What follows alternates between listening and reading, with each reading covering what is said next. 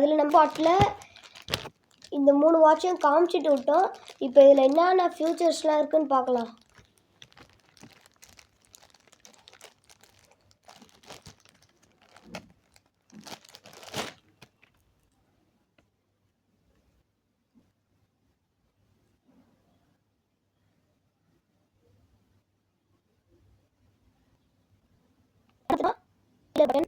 இதில் டைம் இது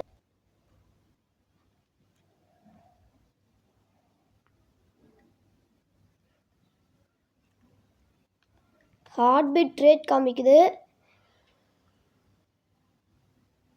food steps காமிக்குது. Thank you guys. அவ்வளோதான். இதே ஃபியூச்சர்ஸ் தான் 3 வாட்ச்லேயுமே இருக்கும்.